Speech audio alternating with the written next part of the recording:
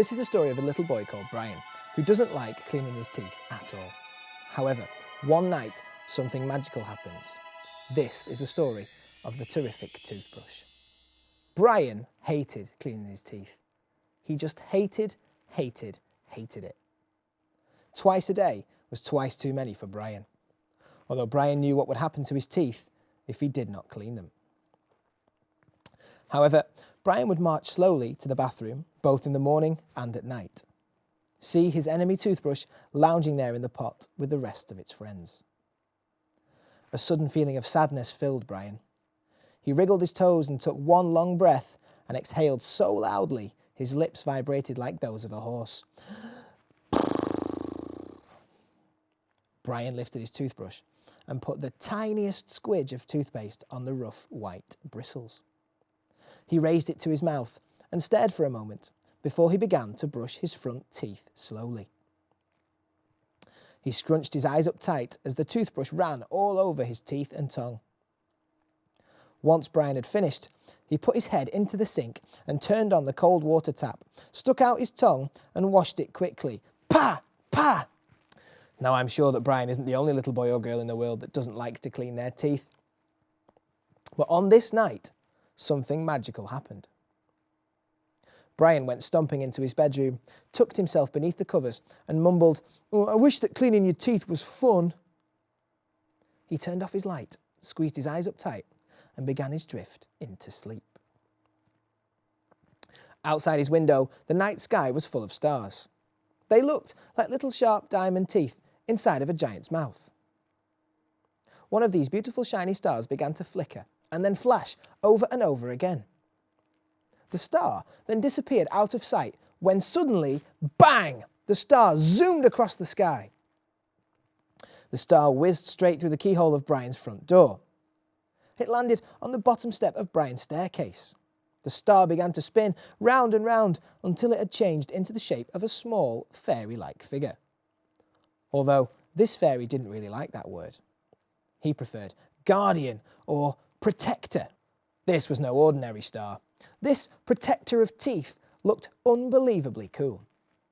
His hair was slicked back and his beard was neat and tidy. He was wearing a black jacket, jeans and boots. His eyes were ocean blue and his teeth as white as snow. The protector looked up at the mountain of stairs to climb and he ran his fingers through his hair, saying, "This kid is going to change his ways. You'll see." He pointed to the night sky as he said these words and began his climb up the stairs. Silently, he climbed and climbed. By the time he reached step 5, the protector had taken off his jacket and tied it around his waist. Phew! Okay, we're cool. Now let's fix this, he said to himself. He crept up the remaining stairs and into the bathroom. The protector pulled out a small drawstring packet from the back of his jeans and he opened it. The packet began to glow with a light almost as bright as the sun. Inside this small bag was a special ingredient that looked like really small diamonds. The protector sprinkled this all over the head of Brian's toothbrush. The protector placed the toothbrush back into its holder. He made his way out of the bathroom and looked down from the top of the stairs. "I don't think so," he laughed.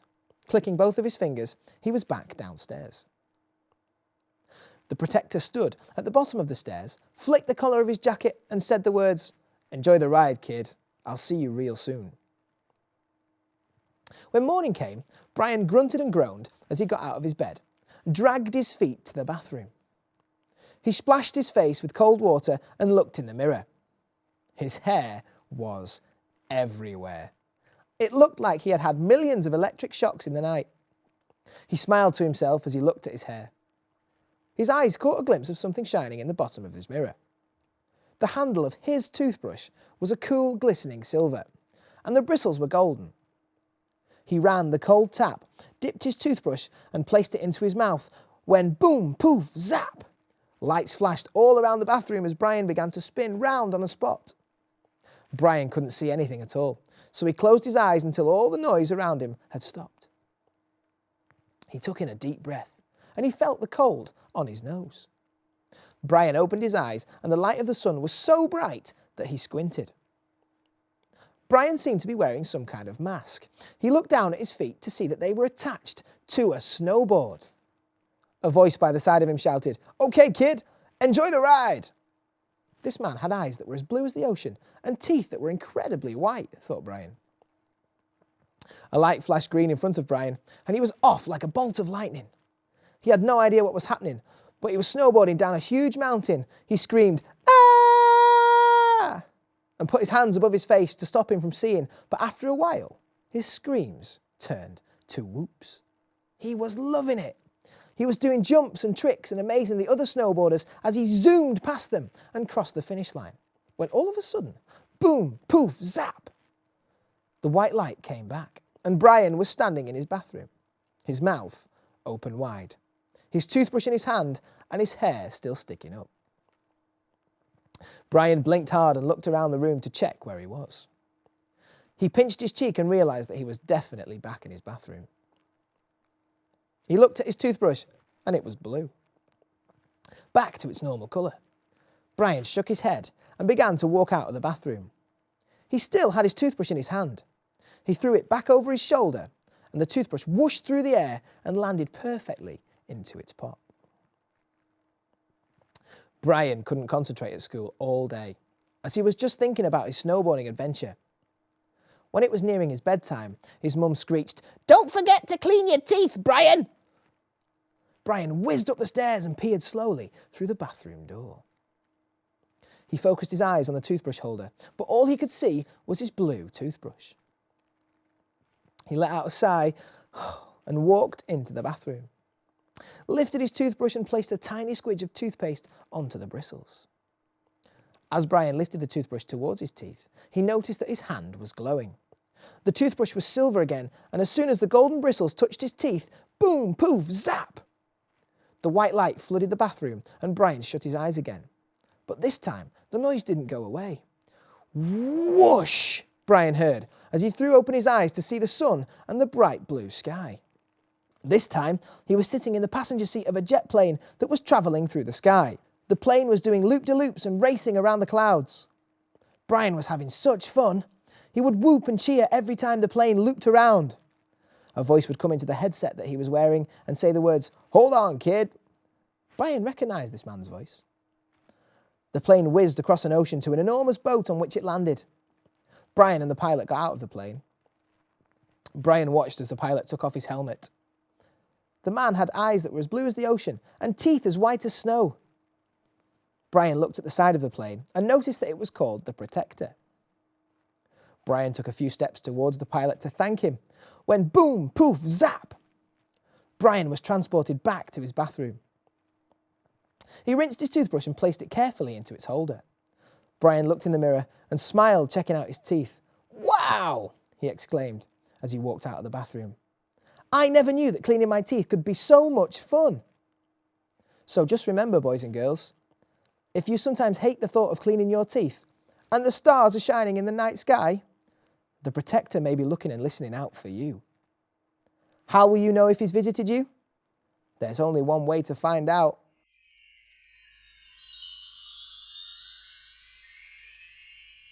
Would you like another story? I wonder which storybook character we shall hear about next. It's Puss in Boots. Get your boots on. We have a brand new story about one of the world's most famous storybook characters. Yes, it's Puss in Boots. One day, while on his travels, Puss bought a new pair of boots from a shopkeeper in Gnome Village. "I will look so smart in these," he purred. The shopkeeper seemed to have a sly smile on his face as he watched Puss walk away. He chuckled craftily. Outside the village, Puss sat down on a milestone to put the boots on. But he got a dreadful shock instead. The boots jumped in the air and hopped back towards the village. Following at a distance, Puss saw the boots hop back to the shopkeeper. "This magic lotion I bought from the wizard works," laughed the gnome. "Anything it is poured over has to return to its maker. so I can sell the same boots again and again and again. Puss thought he would teach the mean gnome a lesson. So, when the gnome was busy in the shop, Puss poured the magic lotion over the whole building. Slip, slop, slosh. He just had time to climb down from the roof before the shoe shop shuddered and hopped into the street. The gnome was astounded. "My shop," he cried. What? Because of the magic lotion, the shop was hopping back to its maker, the builder in the next village. Puss laughed as he pulled on his new boots after carefully wiping off the magic lotion. Uh-oh, I think I've spilled some magic lotion on my boots. Whoa, yep, they're off. I'll see you next time.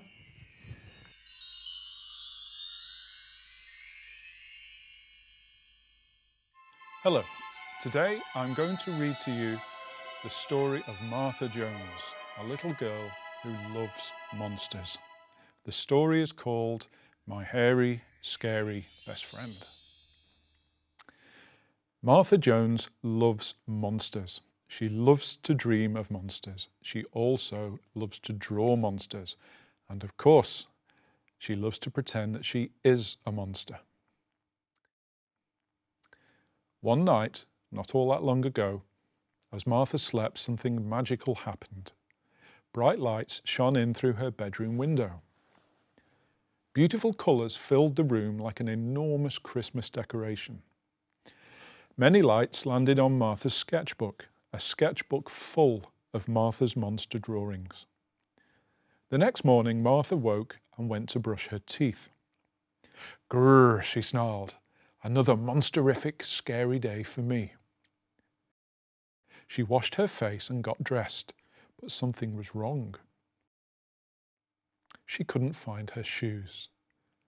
She looked in the wardrobe, behind her mirror, under her desk, on the bookshelf, everywhere. Everywhere, that is, except under her bed. Martha knelt down to look under her bed.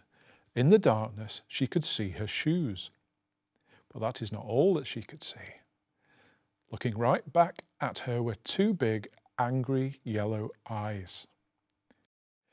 "Hello," said Martha nervously. The two angry yellow eyes blinked, then disappeared. Martha crept out from under the bed and ever so slowly stood up. Maybe it was a dream, she thought. But it wasn't a dream. Right there on the other side of the bed stood the hairiest, scariest monster she had ever seen. Not just any monster, it was her favourite monster from her sketchbook. Martha jumped with joy. "Yay!" she shouted. "A monster right here in my room." The monster just stared. "Wait," said Martha. "You're not going to eat me, are you?" The monster shook its head. "I'm going to call you," Martha thought for a moment. "Milo." Martha smiled. "Come on, Milo, I have to show you to Mum and Dad." In the kitchen, Mum and Dad were having breakfast. But before Martha could join them, Mum and Dad saw the hairy, scary monster. "Ah!" they screamed. "A monster! And it's going to eat us for breakfast." "Silly Mum and Dad," said Martha. "You're not going to eat my parents, are you? Come on, let's go outside and play." Outside, the postman was delivering the mail. "Good morning, Martha," he said, "and how are you?" But before he could finish his sentence, he saw the hairy, scary monster. "Ah!" screamed the postman. "Don't chase me." "Silly postman," said Martha. "You're not going to chase anyone, are you? Come on, let's go to the park and play." At the park, Martha's friend Melissa was swinging on a swing. Milo liked the look of the swing and wanted to join in. "Hello, Martha," said Melissa excitedly. Do you want to come and play on this? But before she could finish her sentence, Melissa spotted the hairy, scary monster. Ah! She yelled. There's a monster on the swings. He's going to crush us all. Melissa, her mum, and in fact, everyone in the park ran away in terror. Silly Melissa, you're not going to crush anybody, are you? Come along, said Martha. Let's go and see the ducks. At the duck pond, there were people happily throwing bread to the ducks. Martha and Milo went to join them. The ducks all quacked with delight as they ate the bread, until one duck saw the hairy, scary monster. Quack! Quacked the duck with a fright. Everybody turned to see Martha and Milo. There's a monster, and he's going to burn us with his magic fire breath, screamed the mum. Everybody, including the ducks, ran away. Silly, silly, silly, said Martha. You're not going to burn anybody, are you? In fact, said Martha, you're not really scary at all.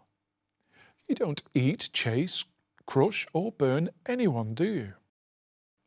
Martha smiled and started to hop and skip across the grass. Milo copied her. The two friends laughed and smiled as they hopped, skipped, and danced on the grass. A little dog joined in. The dog's owner stood and watched for a moment. Well, it did look like fun, so he joined in. A little girl and her mummy saw the dog and its owner dancing with Martha and Milo, so they joined in. Everybody smiled, especially Milo. An elderly couple saw everyone dancing. They dropped their shopping and joined in.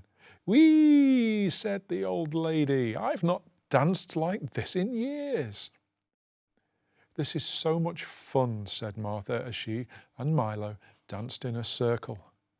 As they danced, more and more people saw them and joined in. Even the ducks from the duck pond had joined in. Everyone was dancing and smiling. Nobody seemed at all bothered that they were dancing with a huge, hairy, not-so-scary monster. Martha Jones was the happiest girl alive. Monsters are so cool, she thought. They danced all day long and well into the evening. That night, Martha and Milo went to sleep, dreaming of their happy day together. As the clock struck 2 o'clock, the bedroom filled with magical coloured lights. I hope that you enjoyed the story. And remember, what you see is not always what it appears to be. See you soon for more Twice Upon a Time.